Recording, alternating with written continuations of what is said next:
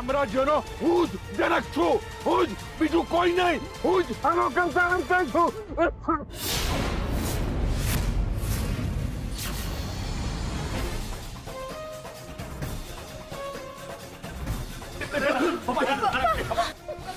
Mahendra, mummy જો ને પપ્પાને શું થયું.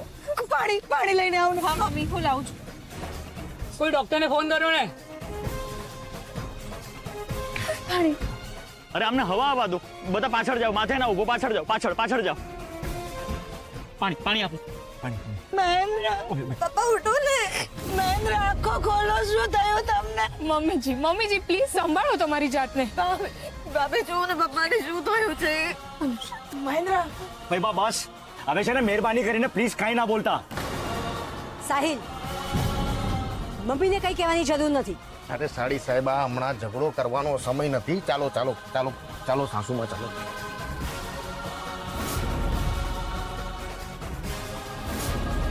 મહેન્દ્ર. હા હેલો ડૉક્ટર સાહેબ. હા, હું મહેન્દ્ર રાજ્યગુરુનો સન વાત કરી રહ્યો છું. તમે પ્લીઝ જરા જલ્દી ઘરે આવી જશો. પપ્પાની તબિયત એકદમ ખરાબ થઈ ગઈ છે.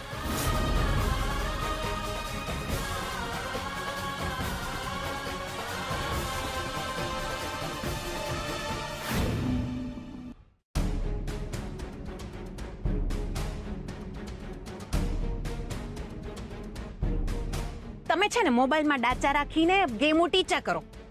મેં તો ના જ પાડી હતી કે નવી નવી ગેમો મોબાઈલમાં ડાઉનલોડ કરશો નહીં. પણ તમારી આદત સુધરે તો ને.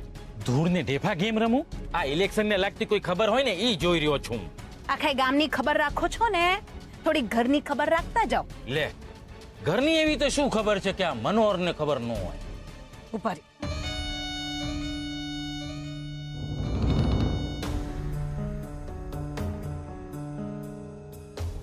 $10 લાખ ભેગા કરવાની તૈયારી શરૂ થઈ ગઈ છે.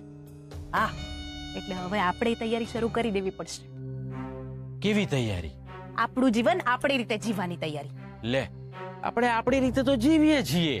હું આપણી રીતે જીવીએ છીએ? આપણી રીતે જીવીએ છીએ હે? મોટા ભાઈ ને ભાભી ને બધું પૂછીને કરીએ છીએ. ભાભી આ લઈ આવીએ, ભાભી ઓલું મૂકી દઈએ, મોટા ભાઈ ન્યા જઈ આવીએ. આને આપણી રીતે જીવવું કહેવાય? ના, મોટા ભાઈ ને ભાભી કે છે ને એમ જ આપણે કરીએ છીએ.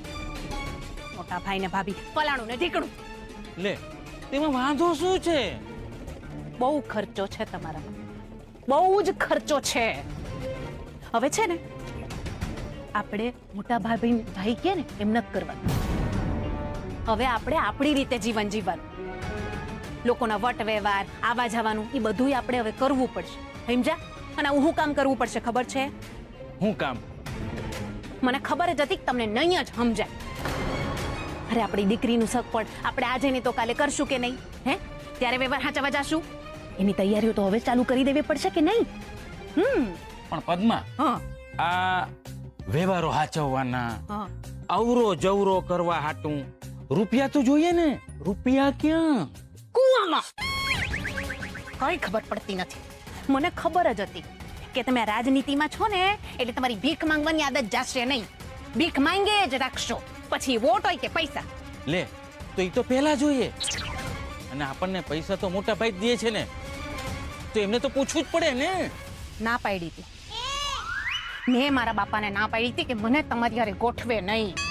પણ તમે લમણે લખણ હતા ને તો ગોઠવાઈ ગયા. જો તમને કહી દઉં છું, આ ભવમાં મયડા, આવતા ભવે મારી આડાઈ ઉતરતા નહીં. પદ્મા, હારું, હવે સાંભળો. મારી પાસે થોડા રૂપિયા છે, મેં બચાવીને રાખ્યા હતા. એ હું તમને દઈશ. હો? લે, પણ આટલા બધા રૂપિયા તારી પર? આટલી રાડું હું કમ દ્યો છો? તમારે બહુ પંચાયત છે આજે. તમે ભાઈ કેરી ખાવ ને, ગોટલી હું કરવા ગણવા જાવ છો?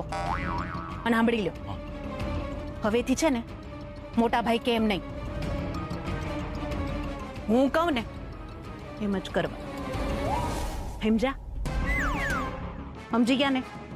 બસ ત્યારે. સાહિલની હિંમત કઈ રીતે થઈ મને આ રીતે કહેવાની? ના ના, મહેન્દ્ર મારા લીધે બેભાન થઈ ગયો છે. હું પણ એની મોટી બહેન છું.